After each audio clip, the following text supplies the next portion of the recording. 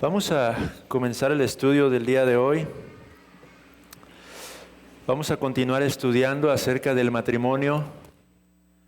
Hoy procederemos a ver uno de los deberes mutuos que tienen el propósito de la edificación del matrimonio. Hemos titulado a este estudio Viviendo juntos en amor. Y como lo hemos dicho antes, estamos utilizando mucho el material de William Gouge para impartir estas lecciones. Así que vamos a orar una vez más, hermanos, antes de poder comenzar y adentrarnos en lo que queremos enseñar el día de hoy respecto a este deber mutuo en el matrimonio que es el amor, hermanos. Vamos a orar, hermanos, para pedir al Señor que nos dé entendimiento y sabiduría y sobre todo un corazón dispuesto para aplicar las verdades que se encuentran en su palabra. Sé que quizá ya hemos compartido algunos de estos textos, pero antes de estudiar este deber mutuo que es el amor, quiero ir un poco más atrás al propósito del matrimonio. Y quiero comenzar diciendo esto, hermanos. El matrimonio es una santa institución establecida por un Dios que es santo, y uno de sus propósitos es precisamente glorificar a nuestro Dios, y no solo glorificar a nuestro Dios, pero glorificarle a través del deleite mutuo en nuestras relaciones.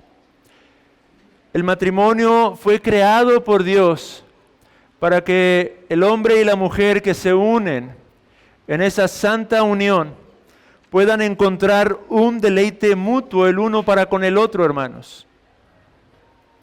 En Génesis capítulo 1, versículos 26 al 28, un texto que es sumamente conocido por todos nosotros, dice: Entonces dijo Dios, hagamos al hombre a nuestra imagen conforme a nuestra semejanza, y señoree en los peces del mar, en las aves de los cielos, en las bestias, en toda la tierra y en todo animal que se arrastra sobre la tierra.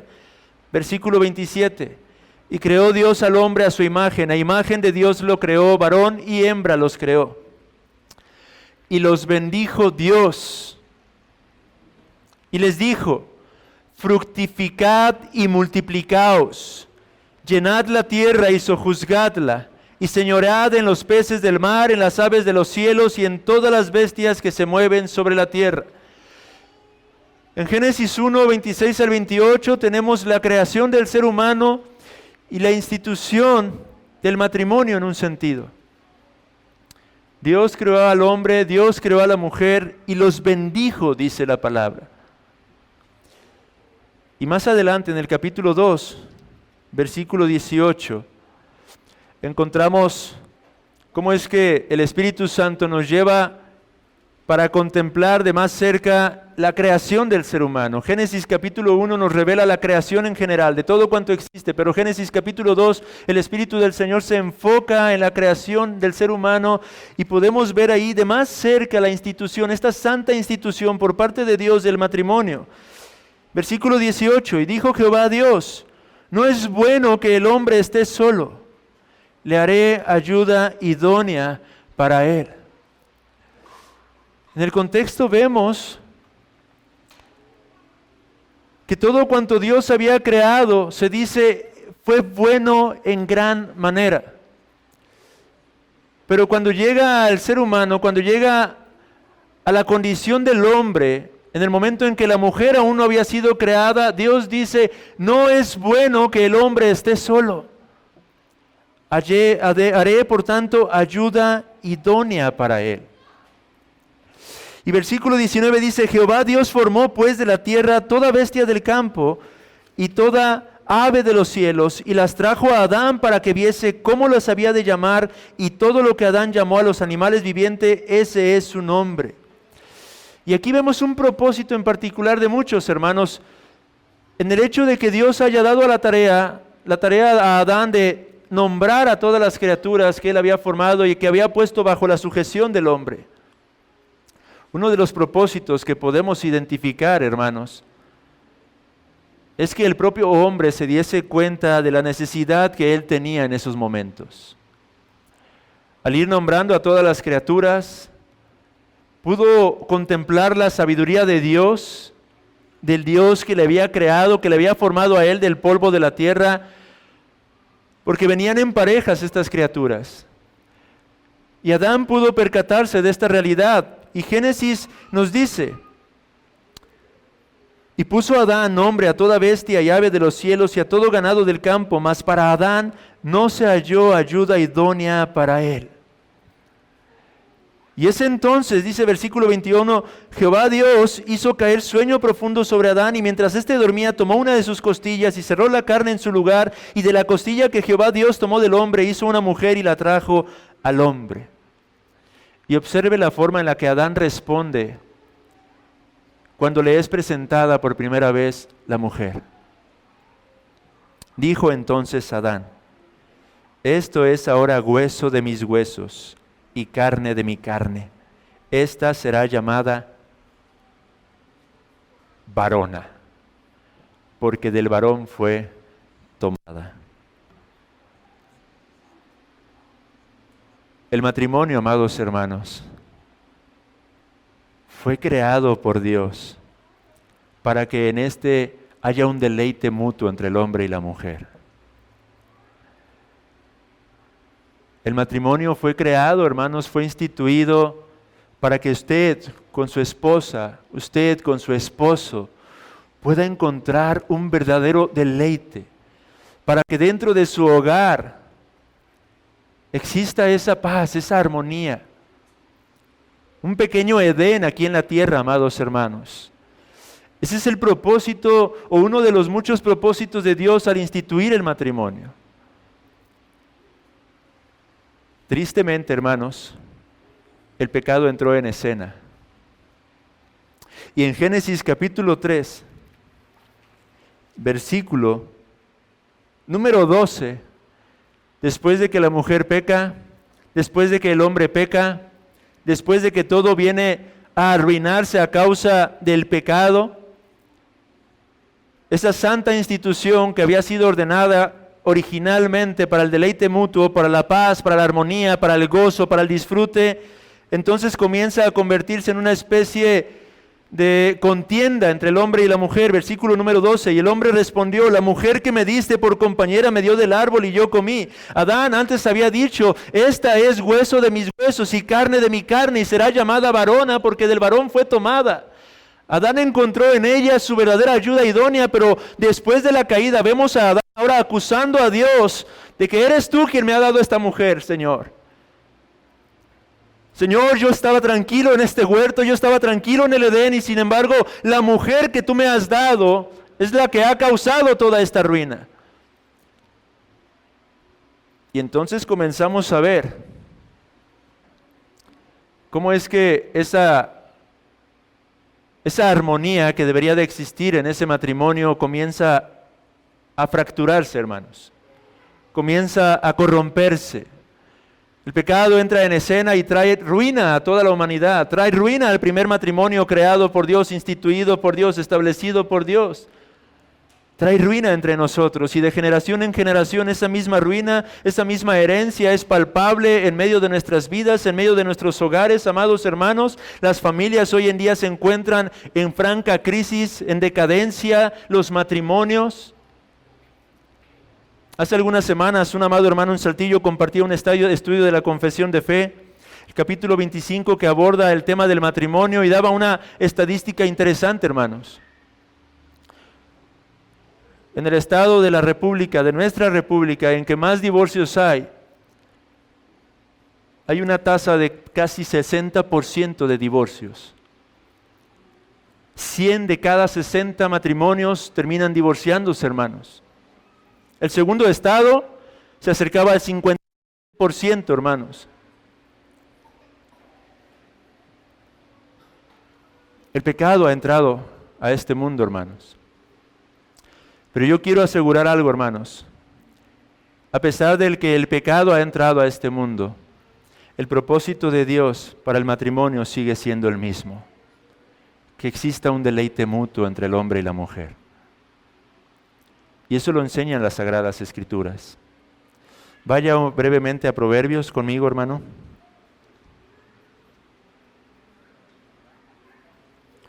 En el capítulo 5, Proverbios 5,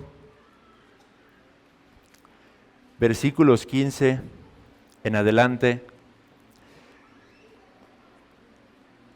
Leemos que el autor inspirado dice las siguientes palabras. Bebe el agua de tu misma cisterna y los raudales de tu propio pozo. ¿Se derramarán tus fuentes por las calles y tus corrientes de aguas por las plazas? Sean para ti solo y no para los extraños contigo. ¿De qué está hablando el autor de los Proverbios ahí, hermanos? Él está hablando del matrimonio. Observe versículo 18. Sea bendito tu manantial y alégrate con la mujer de tu juventud. Como sierva amada y graciosa gacela, sus caricias te satisfagan en todo tiempo y en su amor recréate siempre. El autor del libro de los Proverbios, en este caso Salomón, está instruyéndonos, enseñándonos que el hombre puede encontrar en su esposa un verdadero deleite aún. Y si ponemos atención, el texto nos está hablando de un matrimonio ya avanzado. No es un matrimonio, no es una pareja de recién casados, porque el proverbista dice, alégrate con la mujer de tu ¿qué? De tu juventud. El matrimonio, aún después de la caída, amados hermanos, entonces sigue teniendo el propósito de que hombre y mujer encuentren deleite mutuo en él.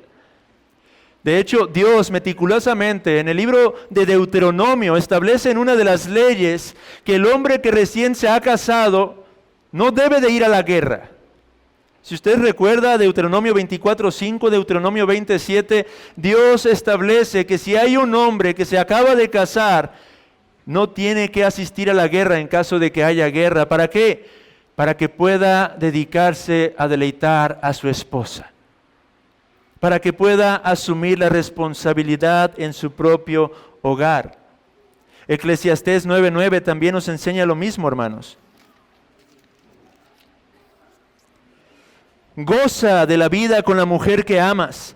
Todos los días de la vida de tu vanidad que te son dados debajo del sol, todos los días de tu vanidad, porque esta es tu parte en la vida y en tu trabajo con que te afanas debajo del sol. Goza, dice el autor de Eclesiastés, de la vida con la mujer que amas. Hermanos, el matrimonio entonces debe ser un deleite. Aún a pesar del pecado, el matrimonio ha sido establecido para que haya deleite mutuo entre el esposo y la esposa. Pero ¿cómo podemos llegar a tener ese deleite mutuo, hermanos? Y aquí es a donde llegamos al tema que nos compete el día de hoy. El amor. El amor. El amor es un deber, tanto del esposo como de la esposa. En la lección pasada estudiamos los deberes que son necesarios para la preservación del matrimonio. Hablamos de la unidad y la castidad conyugal. Estos son dos deberes mutuos necesarios para la preservación de todo matrimonio. Tiene que existir una unidad y una castidad conyugal. Si no hay una unidad dentro del matrimonio, entonces dejamos de tener un matrimonio. Si se pierde la castidad, si hay adulterio de parte del esposo o de la esposa, hay fractura en el matrimonio. Estos son dos deberes absolutamente necesarios para la preservación de todo matrimonio. Pero hay otra clase de deberes que tienen que ver no con la preservación en sí, pero sí con la edificación del mismo. Ahora, esto no quiere decir que estos deberes son menos importantes.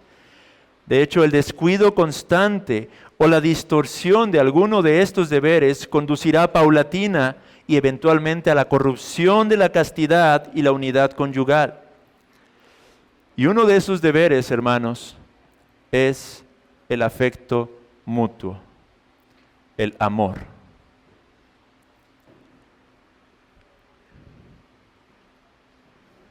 Sin afecto mutuo, hermanos, entre el esposo y la esposa, es imposible o no se podrá cumplir ningún otro deber. El amor es la base de todos los demás deberes. Efesios 5, es cierto, manda explícitamente al marido a amar a su mujer. Sin embargo, encontramos en Tito 2:4, cuando el apóstol Pablo instruye a las ancianas de la iglesia a que éstas a su vez instruyan a las mujeres jóvenes para que ¿qué? Aprendan a amar a sus maridos. El amor no es entonces un deber exclusivo del varón, pero es un deber tanto del hombre como de la mujer, hermanos. De hecho, según William Gouge, es en esto en lo que consiste el verdadero matrimonio. Él dice, esto es el verdadero matrimonio, cuando el hombre y la mujer están unidos por el vínculo del amor. Más aún, en el amor, hermanos, se encuentran comprendidos todos los demás deberes. Sin el amor no hay un solo deber que pueda cumplirse de forma adecuada. El amor, de hecho, dicen las Escrituras, es la suma de la ley. Y por lo tanto, la vida de aquellos deberes que son exigidos en la ley. ¿Cómo resumió nuestro Señor Jesucristo la ley? Amar a Dios y amar a tu prójimo. Donde abunda el amor, por lo tanto, todos los deberes se cumplen de forma alegre y con suma facilidad. Sin embargo, de donde no hay amor, los deberes se vuelven una pesada carga y llegan incluso a descuidarse parcialmente o incluso por completo, hermanos. El apóstol Pablo habló de la importancia del amor como la mayor de las virtudes e incluso como el fundamento del servicio a nuestro prójimo en 1 Corintios 13. El amor, entonces, hermanos, a la luz de las Sagradas Escrituras, es un deber general para con nuestro prójimo. E incluso, nuestro Señor Jesucristo llama a todo cristiano no solo a amar a su prójimo, pero a amar a sus propios enemigos, hermanos. ¿Qué estoy dando a entender con esto, hermanos? En primera instancia, yo estoy buscando dirigirme el día de hoy a todo cristiano, a todo creyente, a aquellos que no tenemos excusa alguna, hermanos, a aquellos que somos llamados a amar. Y si somos llamados a amar aún a nuestros enemigos, ¿cuánto más deberíamos amar a aquel que es nuestro esposo o a aquella que es nuestra esposa, hermanos? Pero, ¿qué es el amor, hermanos? Este es el punto importante. ¿Qué entendemos por amor? En nuestra sociedad, por lo general, hablamos del amor en términos pasivos. Hablamos del amor como algo que simplemente nos sucede. Y hablamos de esta manera porque asociamos el amor con un mero sentimiento o incluso con simples emociones. Pero déjeme citar las palabras de R.C. Sproul en cuanto a esto. Él dice, la Biblia, sin embargo, habla del amor como algo mucho más activo. El concepto del amor funciona más como un verbo, dice él, que como un sustantivo. El amor es un deber, una acción que es nuestra obligación cumplir. Dios nos manda a amar a nuestro prójimo, amar a nuestras esposas y hasta amar a nuestros enemigos. Una cosa es tener sentimientos de amor o afecto hacia nuestros enemigos, otra cosa es actuar con amor hacia ellos. El amor, entonces, a la luz de las Sagradas Escrituras, amados hermanos, es un deber. Cristo nos manda a amar. Es un mandato que nos ha sido dado a todos y a cada uno de nosotros. El amor no es un mero sentimiento, una emoción. Es un deber que usted y yo tenemos para con Dios y para con nuestro prójimo y por lo tanto para con nuestra esposa o para con nuestro esposo. De las palabras griegas que se usan para el amor en las Sagradas Escrituras, podemos distinguir tres significados diferentes e importantes. El primero de ellos es la palabra fileo. Se refiere a un afecto fraternal, a un afecto filial. El segundo de ellos es eros y trata de un amor romántico o meramente sexual. Pero el tercero de ellos, y es el que nos compete a nosotros, es el ágape o agapao. Y este es un amor divino, hermanos, un amor espiritual. Este es del amor del que estamos hablando el día de hoy, hermanos. Y es que esta clase de amor tiene su fundamento en aquel quien Él mismo es amor. Primera de Juan, capítulo 4, versículos 7 al 8. Dios es amor, se nos dice. Y esta es la causa por la que aquellos que estamos más cerca de Dios somos mayormente obligados incluso a este deber y abundar cada vez más y más en Él. Vayamos a 1 Corintios 13, hermanos.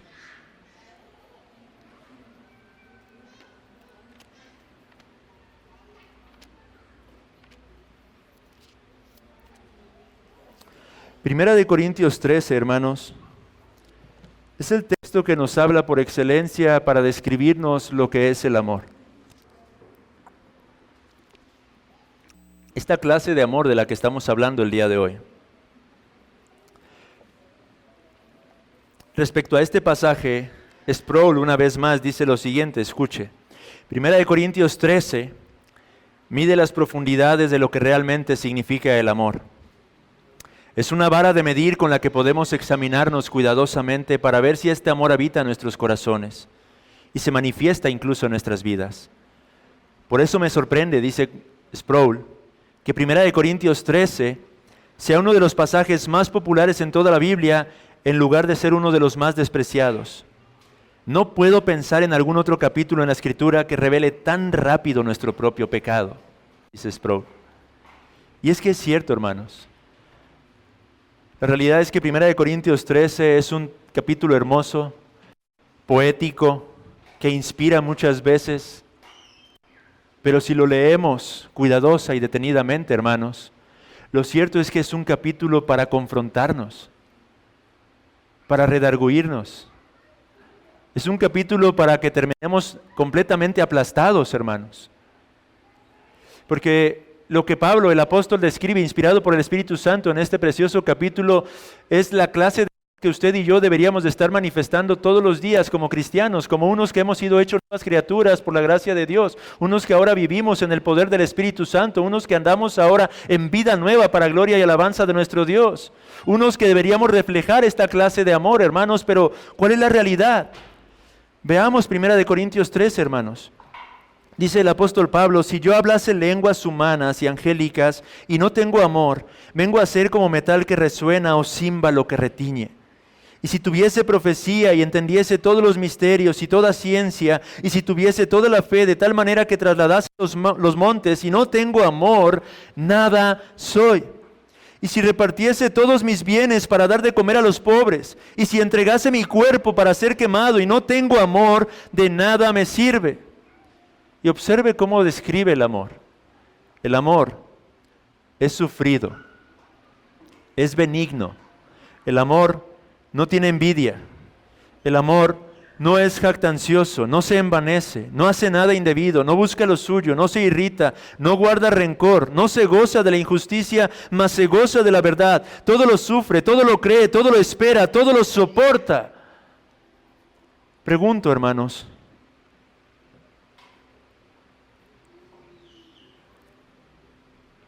¿describen estas palabras la clase de amor que usted procura manifestar para con su esposa o con su esposo día con día? ¿Puede usted identificarse plena o completamente con la descripción del amor como uno que brota de su propio corazón? Una vez más observe, el amor es sufrido, dice. ¿Qué significa sufrido? Es paciente, hermanos. Es benigno. No tiene envidia. no busca lo suyo, dice más adelante. Amado hermano, ¿puede usted identificarse con estas palabras? Me temo que una de las razones por las que vemos tantos divorcios a nuestro alrededor es precisamente porque dentro de los matrimonios el esposo está constantemente buscando lo suyo y la esposa buscando lo suyo.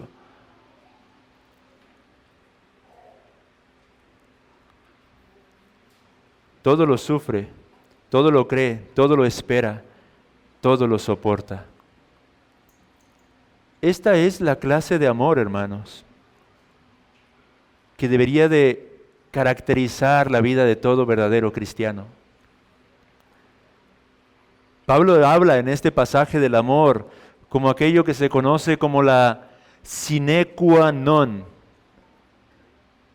una expresión en latín que expresa algo que sin lo cual o que es indispensable para que ciertas condiciones se cumplan o para que algo suceda.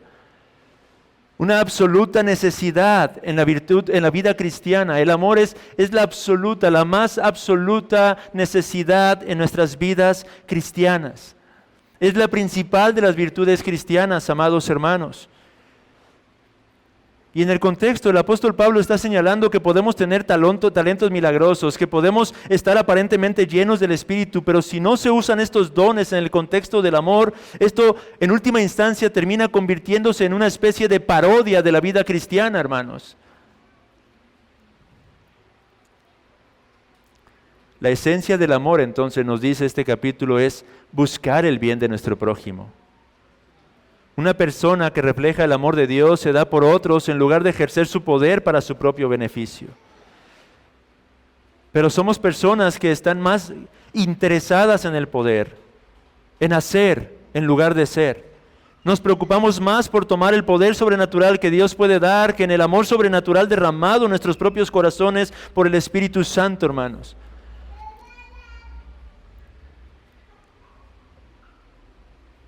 Es el amor entonces un deber. Y hoy es el anhelo de mi corazón que el Espíritu del Señor pueda cargar nuestros corazones con la realidad de que no estamos amando como deberíamos amar. Y que esto guíe nuestras vidas a un verdadero arrepentimiento a fin de que podamos apartarnos de toda práctica pecaminosa dentro de nuestros hogares, dentro de nuestros matrimonios y estar dispuestos a amar como Dios nos ha mandado a amar, hermanos. Siendo recordados y entendiendo entonces que el amor no es un sentimiento, hermanos, sino un deber, un mandato que nuestro Señor le ha dado a cada uno de nosotros. Lo contrario al amor es el odio, hermanos. Tristemente, aunque el matrimonio fue instituido para el deleite mutuo, a menudo estamos encontrando en la actualidad que los hogares se convierten en un verdadero campo de batalla. El deber del amor es poco ejercido en muchos casos e incluso hay hogares en los que no es ejercido en lo absoluto. Por el contrario, existen matrimonios en los que lo que hay es un aborrecimiento mutuo.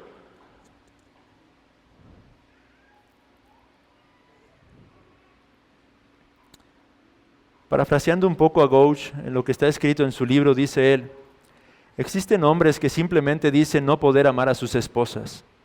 Y existen también mujeres que declaran o se declaran incapaces de amar a sus propios maridos. Y él dice, y si se les exige una razón del por qué, ellos responden impúdicamente: creo que podría amarlo siempre y cuando no fuera mi esposo. O creo que podría amarla siempre y cuando no fuera mi esposa. Y dice Gouch: oh, descaro más que monstruoso. ¿No es esto, pregunta él, oponerse directamente a la ordenanza dada por Dios y al orden que Él ha establecido entre el hombre y la mujer? ¿No es esto acaso pisotear el favor de nuestro buen Dios? Aunque no hubiera otra razón o motivo que nos moviera a amar a nuestro esposo o a nuestra esposa, el hecho de que es nuestro esposo o nuestra esposa, sin embargo, debería ser motivo suficiente. Fin de la cita. Dice otro autor: esta clase de espíritu no es más que un espíritu diabólico, contrario al espíritu que viene de lo alto. y si no es expulsado de los corazones, terminará arrojando a los que posee al fuego eterno del infierno. ¿Qué es lo que quiero transmitir el día de hoy, hermanos, con todo esto? Usted y yo somos llamados a amar. No debería haber lugar en nuestros hogares para un aborrecimiento mutuo. Nuestros hogares deberían de caracterizarse por el deleite entre el esposo y la esposa. Y ese deleite tiene su base y su fundamento en esta clase de amor, hermanos. Ahora, para que haya esta clase de amor existen muchos y diferentes medios, pero hoy quiero compartir con ustedes uno de ellos, y esto es el procurar la paz y evitar toda clase de contienda en nuestros hogares. Se nos ordena en las Escrituras seguir la paz con todos los hombres. ¿Cuánto más deben los maridos tener paz con sus esposas y las esposas con sus maridos? Ellos se encuentran más cercanos a nosotros incluso que hermanos y hermanas. Por lo tanto, dice, mirad pues cuán bueno y agradable es que vivan juntos y en unidad. El esposo y la esposa deberíamos vivir juntos y en armonía.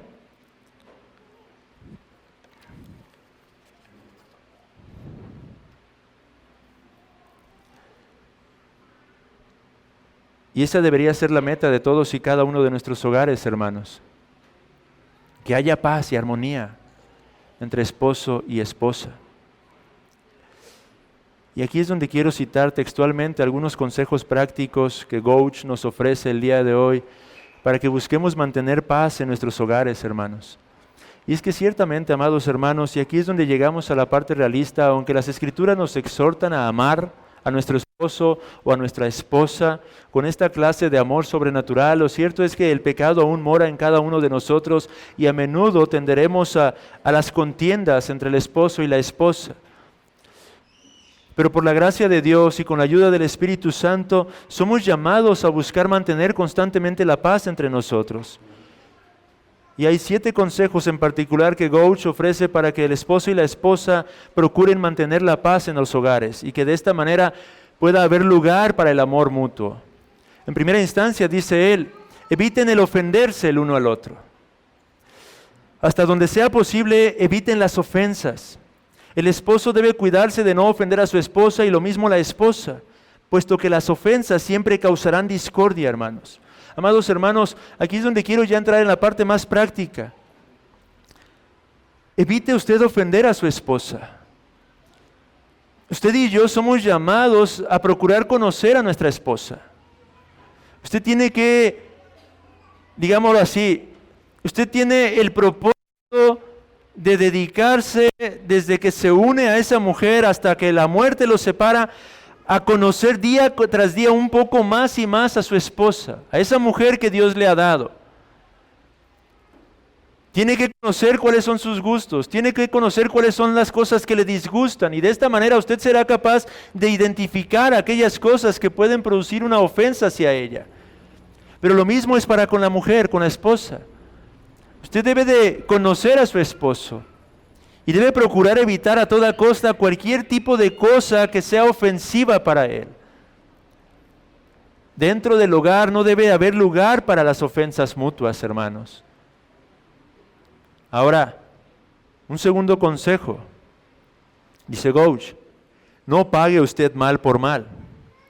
Ok, debemos evitar ofensas el uno para con el otro, pero ¿qué hay cuando uno ya ha ofendido al otro? ¿Qué hay cuando el esposo ya ha ofendido a la esposa? ¿O qué hay cuando la esposa ya ha ofendido al esposo? Bueno, dice aquí, cuando una parte ofende a la otra no debe darse por aludida.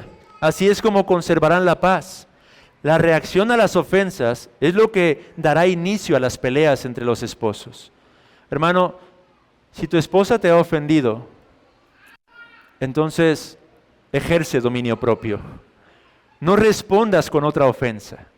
O hermana, si tu esposo es quien te ha ofendido, ejerce dominio propio y no respondas con otra ofensa, porque cuando ha respondido la otra parte con ofensa, es entonces que da lugar a las contiendas, a los pleitos dentro del matrimonio, ¿cierto? De pronto el esposo hace algo en contra de la esposa. Tal vez aventó el plato de la comida o manifestó que no le gustaba la comida. Amados hermanos, eso es ofensivo para la esposa. Cuestiones prácticas. Pensemos en ese tipo de detalles, amados hermanos. Hay formas de tal vez expresarle a tu esposa que tal vez lo que te está preparando, lo que te está dando, no es del todo de tu agrado, hermanos, pero no es aventando el plato allí. Pero ¿qué hay, amada hermana, si tu esposo ya te aventó el plato y entonces te sientes ofendida? Si tú pasas por alto esa ofensa, entonces no habrá pelea en el hogar. Pero si la esposa entonces reacciona y comienza a decir dentro de su corazón, entonces ahora me la va a pagar. Y responde posteriormente con algún otro tipo de ofensa. Es entonces que se da lugar a las contiendas, hermanos. Dice Gouch, sean sabios y no paguen mal por mal. En tercer lugar, procuren siempre la reconciliación, dice Gouch. Ok. Primero dice, no se ofendan, eviten a toda costa ofensas. Pero uno de los dos no obedeció y ofende ya a la esposa. Y el otro tampoco obedece y termina respondiendo la ofensa y hay lugar a un pleito. Bueno, dice Gouch, en tal caso, procuren siempre la reconciliación. Si ambos se enojan al mismo tiempo, dice él, el fuego se hará más grande. Por esta razón sean rápidos en apagarlo. La ira no debe compartir la cama con los esposos, ni deben ellos dejar de compartir la cama por ella. Para que el fuego se apague más pronto, ambos tienen que esforzarse por reconciliarse. Y sé que este punto, amados hermanos, es el más difícil. ¿Por qué? Porque nuestros corazones son orgullosos por naturaleza. Una vez que hemos sido ofendidos, entonces lo que esperamos es que la parte que nos ofendió sea la que se disculpe. Pero dice Gouch, la gloria es de aquel que da el primer paso, porque de hecho, la Biblia llama bienaventurado a todo aquel que es conciliador. No aceptar la conciliación cuando se ofrece es peor que ser pagano incluso. Cuando surge la ira, el deber del cristiano es procurar calmar los ánimos a través de una gracia que viene de lo alto, hermanos. Hermanos, esto es el matrimonio, hermanos. Al principio quise hablar acerca del estado ideal. Dios instituyó el matrimonio para que encontremos deleite el uno para con el otro. Dios instituyó el matrimonio para que este sea un Edén aquí en la tierra. Pero desde la caída lo cierto es que esto ha sido corrompido y es lo que mencionábamos. Pero ahora Dios nos manda aún a amar. Pero la clase de amor con la que nos manda a amar es un amor sobrenatural, un amor que no busca lo suyo. Y esta clase de amor es la que debemos de ejercer, sobre todo en el contexto del matrimonio, en el día a día, en el diario vivir, en la diaria convivencia, porque ciertamente a causa del pecado llegarán momentos en los que tendremos dificultades. Pero en medio de esas dificultades, tenemos que aprender a humillarnos, hermanos. Alguna vez un predicador, y aunque no me gusta mucho el término, pero creo que es muy ilustrativo, llamó al matrimonio una especie de lija santa. ¿Por qué lo llamó de esta manera, hermanos? Porque lo cierto es que en el matrimonio somos santificados el uno con el otro. Su carácter, el carácter del varón, el carácter de la mujer son completamente distintos, son muy opuestos. Pensamos completamente diferente. Pero dentro del matrimonio tiene que haber lugar para la constante reconciliación, tiene que haber lugar para que podamos aprender a estar de acuerdo, para que podamos aprender a convivir, para que aprendamos a vivir juntos en armonía, amándonos, no porque simplemente él me trata bien o ella me trata bien, sino porque es mi deber amarla o es tu deber amarlo, hermana. Y en ese propósito, muchas veces el pecado tiene que ser mortificado, hermanos. Un cuarto consejo que ofrece William Gouch, y este creo que es muy importante: no permita que se formen partidos. ¿Qué quiere decir? No lleven sus problemas a sus hijos ni a ningún otro familiar con el fin de que tomen partido con uno y se pongan en contra del otro. Hermanos, esto es pecaminoso. Cuando el esposo tiene problemas con la esposa, o cuando la esposa tiene problemas con el esposo y entonces acude con el hijo, o acude con la hija, o acude con el padre, acude con la madre, acude con el tío, acude con el primo, acude con el hermano de la iglesia o con la hermana de la iglesia. Hermanos, esto es pecaminoso. El hecho de que el hombre hable con cualquiera en contra de su esposa, o que la esposa lo haga en contra de su esposo, por lo general causará problemas entre ambos. Ahora, no estoy diciendo, hermanos, lo que me cuesta mucho trabajo de elaborar estos estudios, hermanos, es el mucho contexto que tengo de las iglesias locales. Y a veces mi temor es que alguien se sienta aludido. Pero lo cierto es que procuro hacer los estudios simplemente enfocándome en el material que poseo y en lo que las Sagradas Escrituras dicen. Y lo cierto es que los problemas que hay en los hogares, en los matrimonios, ciertamente son problemas que ya habían sido, se me fue la palabra, que ya estaban de alguna manera anticipados en las Sagradas Escrituras. Y son problemas que han existido a lo largo de la historia, de la humanidad y aún de la iglesia cristiana. Y por ello es que hombres como William Gouge escriben todo este tipo de cosas, porque los problemas que tenemos hoy en día son los mismos problemas que tenían hace 100 años o 200 años o 1000 años.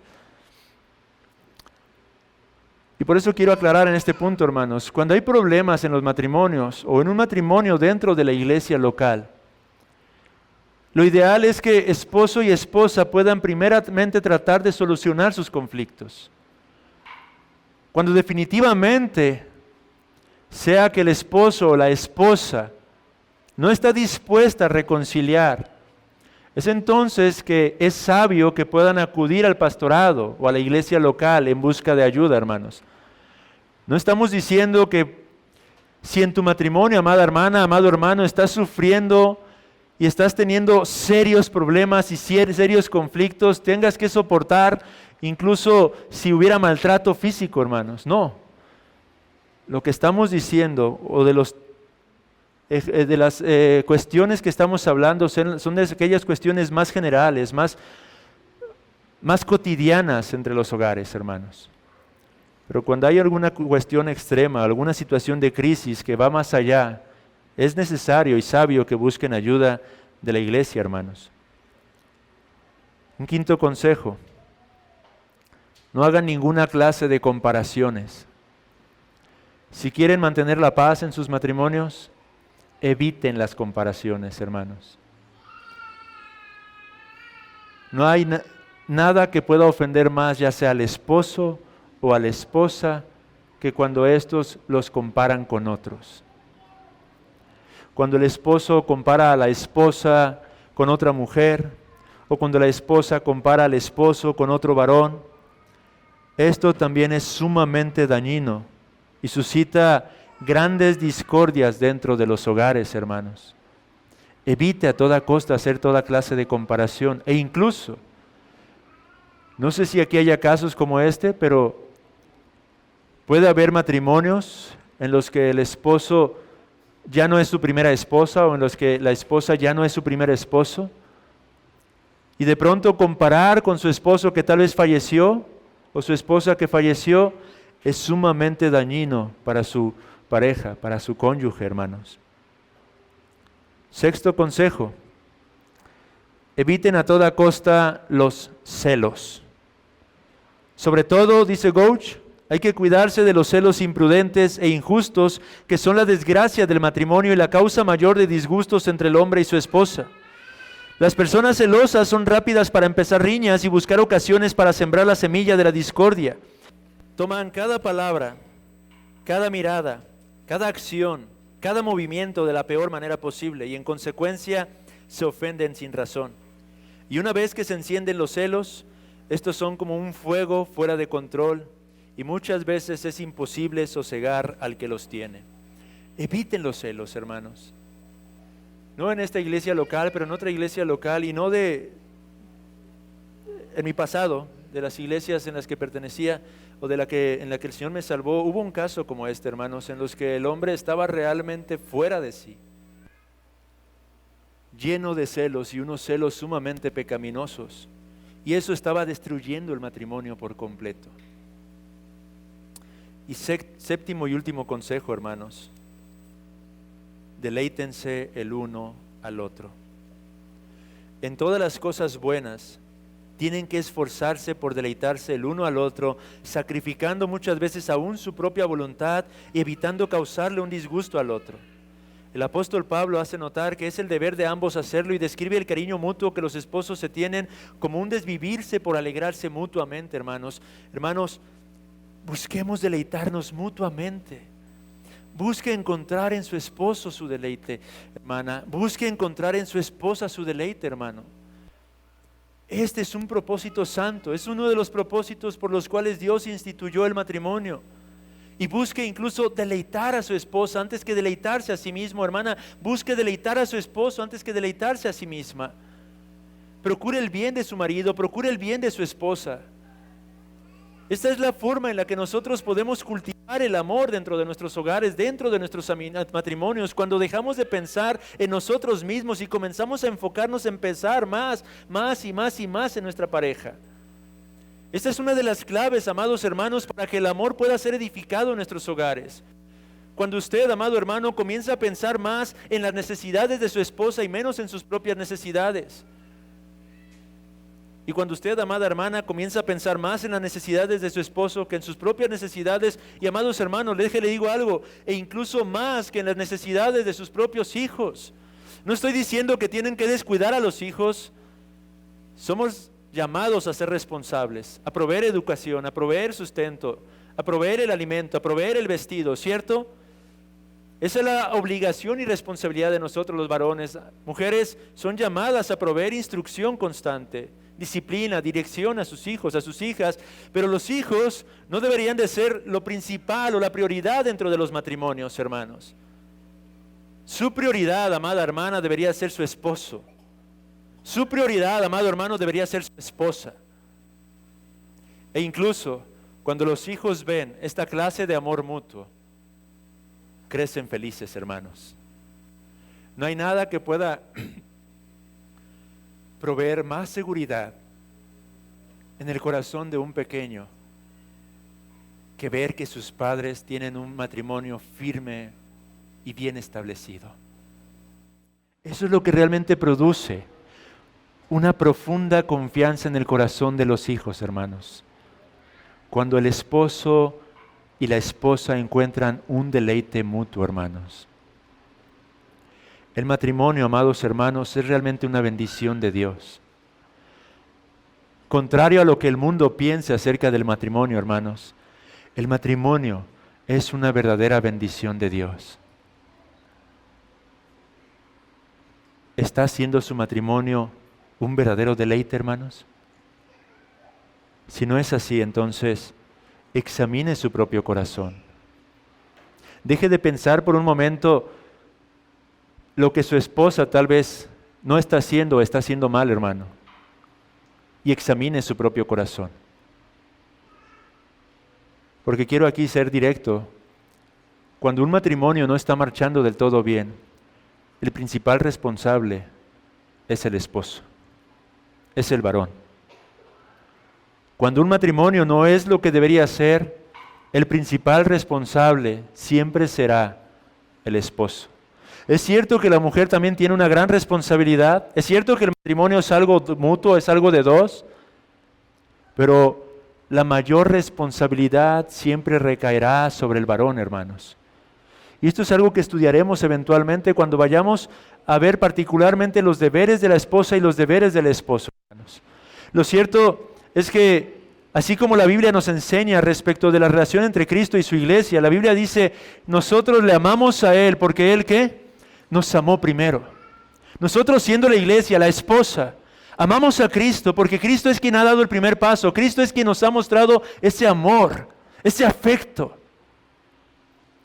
Y es exactamente lo mismo que ocurre dentro de la esfera del hogar, hermanos.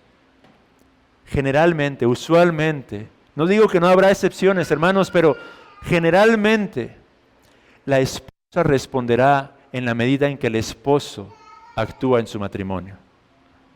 Cuando el esposo no está sabiendo conducirse en amor, la esposa muchas veces responderá de la misma forma.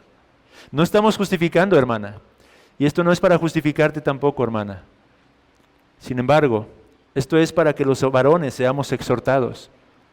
Amado hermano, piensa por un momento en cómo se encuentra tu hogar en estos momentos, cómo se encuentra tu matrimonio en estos momentos. Y si tu matrimonio no está reflejando ese deleite que debería de manifestarse, examina en primera instancia tu propio corazón. Examina cómo es que tú estás conduciéndote para con tu esposa. Y pregúntate a ti mismo, ¿es tu esposa realmente tu prioridad? ¿Es ella realmente tu ministerio? ¿Es ella a quien procuras deleitar? Pregúntate todas estas cosas, amado hermano. Y deja que el Espíritu del Señor sea quien te redarguya en este momento. Ahora, hermanos, no puedo dejar de concluir con una aplicación más particular, dando una palabra para aquellos cuyos esposos o esposas son especialmente contenciosos dentro de su hogar. Hay un libro de Jonathan Edwards muy bueno que se titula El amor y sus frutos. Es un libro precioso en el que habla acerca del verdadero amor que debe de reflejar todo cristiano a la luz de 1 Corintios 13 y otros textos de las Sagradas Escrituras.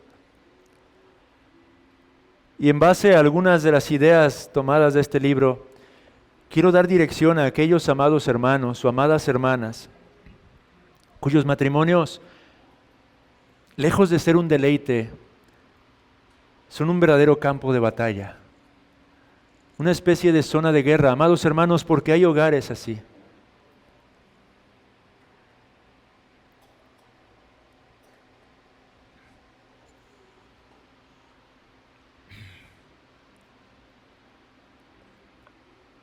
Hay una carga muy particular en mi corazón. Y en esta noche es por esos matrimonios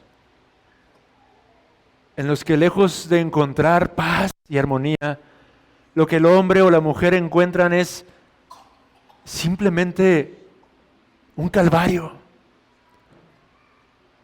No un día, no dos, sino cada día de cada semana.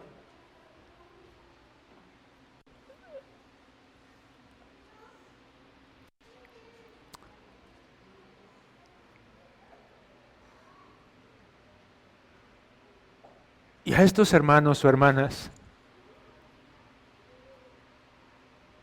quiero recordarles lo que dice 1 Corintios 13:4, donde dice, el amor es sufrido. ¿Y qué significa eso, hermanos?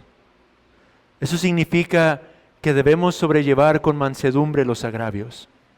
Eso significa que no debemos buscar venganza cuando somos agraviados o ofendidos. Eso significa que los cristianos debemos demostrar una clase de amor que no busca represalias, ya sea en palabras o hechos.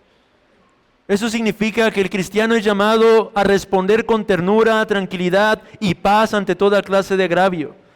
Eso significa que el cristiano es llamado a ser paciente y longánime. Eso significa que incluso como cristianos debemos mostrar siempre una disposición amorosa hacia aquel que nos ofende.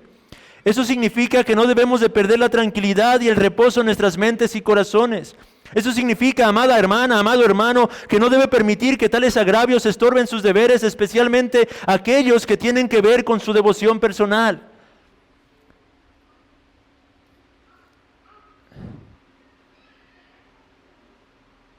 Y la clave de esta clase de mansedumbre, amado hermano, amada hermana, no está en usted, pero está en Cristo y en su obra.